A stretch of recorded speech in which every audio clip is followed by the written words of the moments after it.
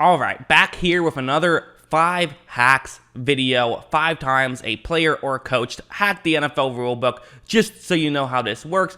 Basically, the idea is when a player or coach does something that's not really what the rules are intending them to do, but it works out in their favor. I already made a video about this. Now it's part 2. Let's just get into it. Okay, so here we go. Let's talk about a hack that kind of worked out a little bit. Didn't work out maybe as well as it could have, but is still an interesting thing to talk about, and actually created a rule called the Tom Brady rule. So here's how it works. First, we have to set the stage. Tampa Bay is facing a 3rd down. You see the yellow line on the field. That's where they have to get the ball to. Brady is going to take the snap right here, and he's going to make a throw, but when he does, it ends up getting batted right back to Brady. So Brady catches the football, and what do you do in this situation? If he tries to run with the football, probably not going to go over too well. I don't know how mobile Tom Brady is at 43. Not quite sure how well he can make this work out. So the play is dead. He could just fall down and they can punt the football, or he can try something else. As you see, Brady throws the ball to Mike Evans, who makes the catch, isn't able to get the first down, so they still ended up having to punt. However, had they gotten the first down, things would have worked out pretty well for them. Because think about it. What is the penalty for an illegal forward pass? It's a 10-yard penalty. But on offensive penalties, you replayed it down. So if they got the first down, they would have gotten, bumped back 10 yards. It would now have been a 3rd down and 20, but a 3rd and 20 is better than a 4th and 10. So getting the first down there would have been a pretty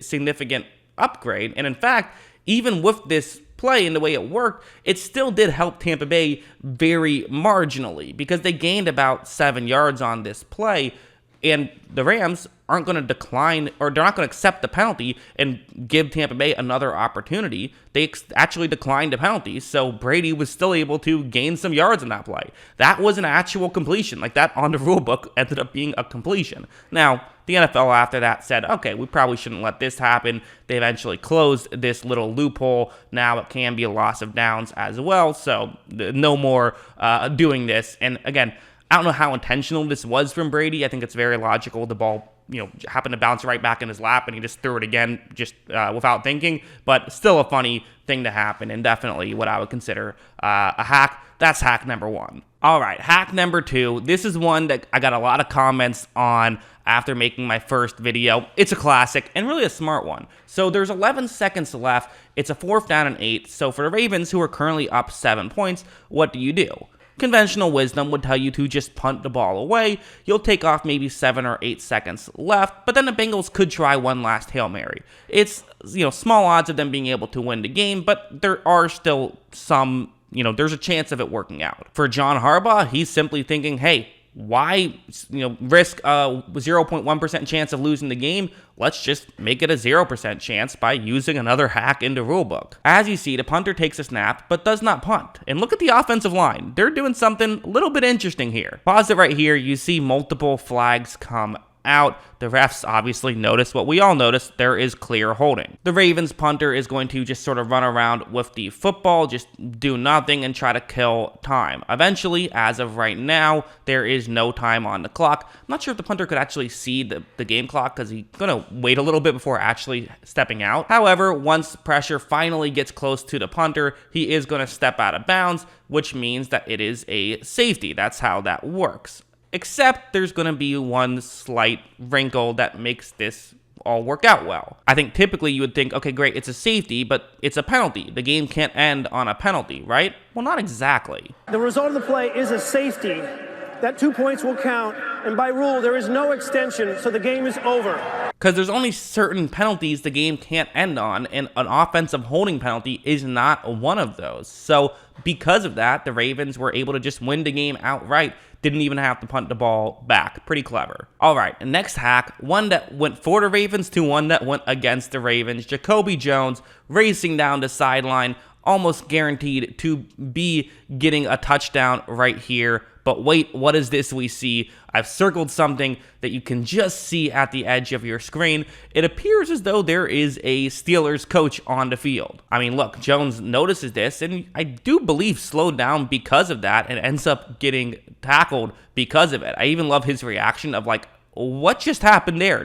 Does no one see this guy on the field? And Some could argue this isn't really a hack and more so just cheating. It's not really something you're supposed to do, but there isn't anything in the rule book exactly saying it. I mean, there kind of is. So Tomlin did get a 15-yard penalty because of this, which is understandable. However, it was going to be a touchdown, so the 15-yard penalty was not a big deal for Pittsburgh. So it actually ended up being the correct decision for Tomlin to kind of fake as though he's on the field. Again, you see this right here. He was on the field, like literally on the field, so I love this angle. I think it's very funny. And I think you could argue the refs probably should have just given a touchdown and awarded a touchdown on that play. They had that power, but with Tomlin doing this, the refs ended up not doing that, and Tomlin found a little wrinkle to allow himself to, save a touchdown. So the won the battle there, did get fined, but kind of an interesting play, so I figured I'd throw it in here. Let's go over to this one now. We have a punt formation. It seems like special teams tends to be where a lot of these weird, wonky plays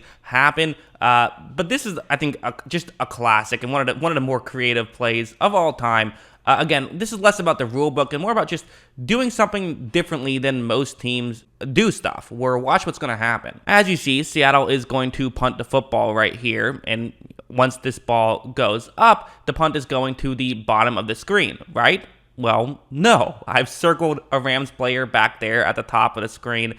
He is the one who's actually going to field this punt, not the initial punt returner. Again, a very clever way of using what we typically think about football. Okay, the punt returner means that a punt return means that the punt returner returns the punt. That's kind of in his name. But of course, there's no rule saying he has to do that. As you see, got to speed it up a little bit, but this is going to end up being a touchdown. Just a really clever play and a really smart one in that as well. Speaking of special teams, let's talk about this one and talking about punt returns. So this is the classic situation we've seen 100 times, right?